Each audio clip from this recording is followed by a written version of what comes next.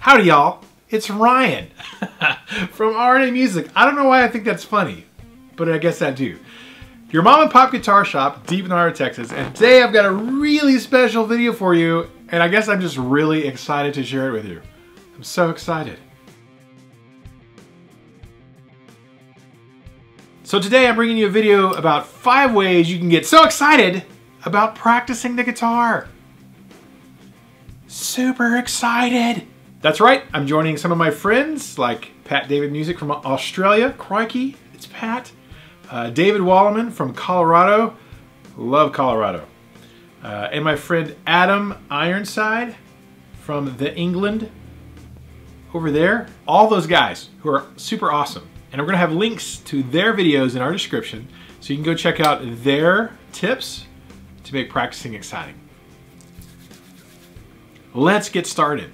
So my first tip to get excited about practicing, or at least get fired up to do it, is to book a gig. Yeah, that's right. Book yourself a gig. You know, it could be an open mic night at a coffee bar or a blues jam if you're in a bigger city. Like in Colorado, in Denver, I know for a fact they have blues jams, open mic things. You can get up, jam with some guys, have to get up and play with a band that you've never played with before for one song. It's a great experience. You know, you can do that. There's places in Dallas that do that. A little bit small out here in the country where I am, but you could, you know, book yourself. There's an open mic night place around here that you can get up and play. You can just do one song if you want, play and sing or whatever. Get a friend who sings and they need a guitar player and like learn one song. A lot of times you can go up and just do one song, and that's great. There's a lot of pressure, external pressure on you when you've booked a gig or decided to go to an open mic night or a blues jam where you're like, I better practice because I don't want to look stupid in front of other people. So it's a good like positive pressure, you know, and just to do one song or one jam, it's not going to kill you, but that's a good way to get fired up to think, I better go practice. So try that. Suggestion number 2 to get excited about practicing. Now this one I'm really excited about. I do this from time to time to help me get fired up to practice something, especially practicing is working on stuff you're not good at, right? So nothing better than picking a song that you absolutely love that's way beyond your ability level, like way beyond, and sitting down and trying to learn that song one little bite at a time. Yeah. Okay, let's check this out. I'm a big fan. I'll bet I can learn this.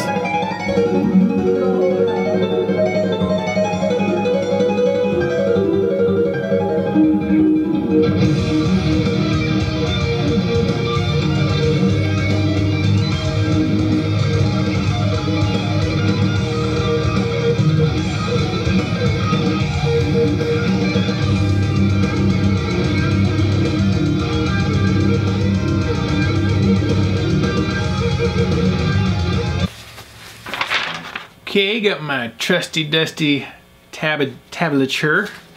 Let's see, this shouldn't be too bad.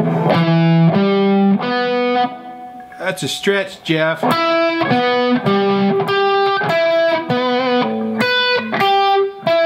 Why?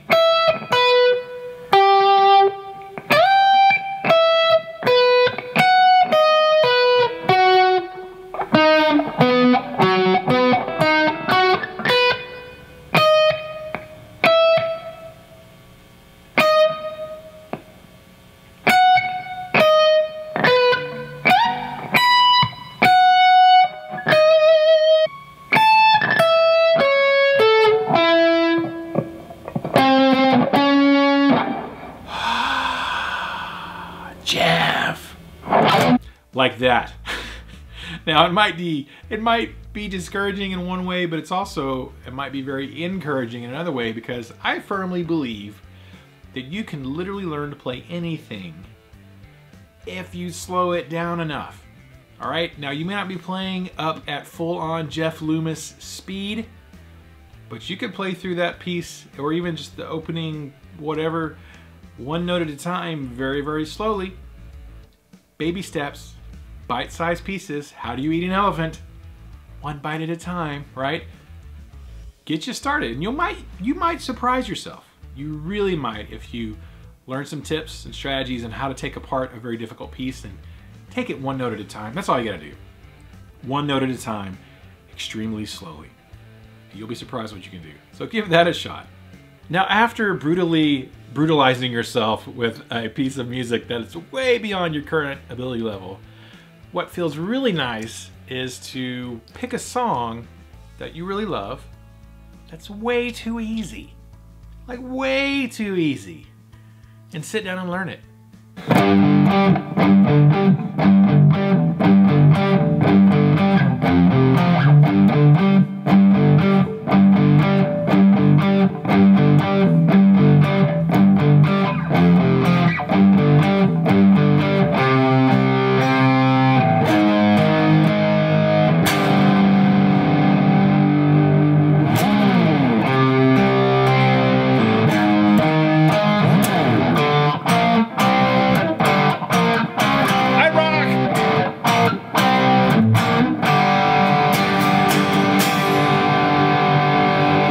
I am so good. Might have been a song you've heard a million times, but you never bothered to learn to play. Like that was me with Smoke on the Water. I learned the opening riff, and I never bothered to learn the verses.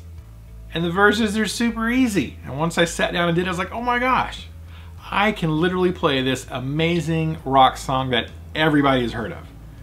All right? Now maybe it's a little overplayed or whatever, but most of the time you never see people play completely through it. That's a great one. Maybe even pick a song that's not your personal style, right? I have a student who's really into country. I'm not really into country so much. I respect it, and there's a lot of classic music out there, and a lot of phenomenal country players, but it wasn't really my thing that got me fired up. But I have learned a couple of tunes for some students, and I'm like, oh my gosh. Waylon Jennings wrote this freaking mega huge hit country song, and it only uses 2 dadgum chords. Literally 2 chords. That's great. You could sit down, you could learn that song in 5 minutes and like, dude, look, there's another song in your repertoire. You can play this song. If anybody ever asks you to play Rainy Day Woman by Waylon Jennings, you can knock it out of the park, man. It feels so good to learn something new all the way through. Now, my tip number 4 for getting excited about practicing and getting fired up and motivated is go to a live show or maybe a clinic. Now, every time these days when I go to a show and I'm watching, usually what I'm thinking is, I could be doing that. That song's not that complicated. That's a great song. Look, everybody here loves that song. It's not that hard. But he wrote it. You know, I remember when I saw Nick Johnston live in Dallas, I was like, holy crap, he's amazing. I need to go practice. I should practice, right? So sometimes you'll see people who are just phenomenally amazing and they'll inspire you to go play. Sometimes you'll see bands like, I saw Flogging Molly not too long ago with my buddy Paul, the bitter bass man, because he loves them. And I was like, hey, these guys are pretty good. I like them. Look at all their fans. And not only that, the 2 opening bands for Flogging Molly, guys I'd never even heard of, you know, and I didn't really dig their music too much. It was pretty simple, honestly. But you know what? It was a packed out venue. I mean, packed out venue, and everybody was watching. So I thought, if those guys can do it, I can do it. I need to go write some music. So go to a live show, go catch a clinic. If you can catch one in person, it's even better. I remember when Robert Baker was here and we did a clinic and he taught some tips on how he writes music and comes up with riffs and solos. It was great. I think everybody loved it, and I was very inspired to practice after that. So yeah, go catch some live music, man. Or lady. Man or lady. Either one. And tip number 5, final tip of the day. Sign up for an online lesson course. There's a lot of them out there. Now, there is a ton of free stuff out there, especially on YouTube. You can go find a lesson pretty much on anything, and that's great. However, sometimes when things are free, we don't always value them a lot. Now, some people do, but for the most part, it's not as valuable because we can just come back to whatever we want, you know?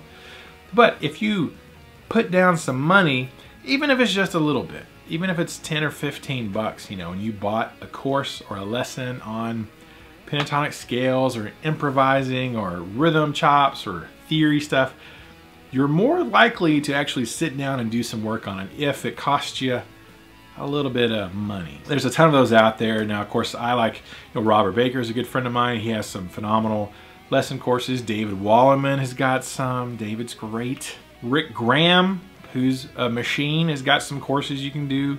Klaus Levin Sestrup. No, what's the name of his course? I don't know, but he's got some out there. He's great. There's a ton of them out there, whatever style you're into, country, blues, rock, whatever. So go, invest in yourself. It's not them, you're investing in you. So go ahead, give that a shot. I don't have anything like that. All my stuff's free on our YouTube channel, but I am actually working on some courses right now, creating courses. So, but there's plenty of good stuff out there. But I would encourage you to invest in yourself, and that'll definitely get you fired up to practice, or it does me, at least anyways. Now I want to say a huge thank you to my buddy Pat from Australia, my favorite Aussie, right, for getting this together and getting us to all kind of collaborate and create videos about this topic. So definitely go check out Pat's video and David's video and Adam's video, and go check out their suggestions for lessons. They're all great musicians and guitarists or teachers, just wonderful guys that I have a lot of respect for. Go check them out, and let's keep the music alive, right? Keep the music alive for yourself, but let's keep it alive for the next generation coming up. Thank you guys so much. I hope you enjoyed the video, and we'll see you soon.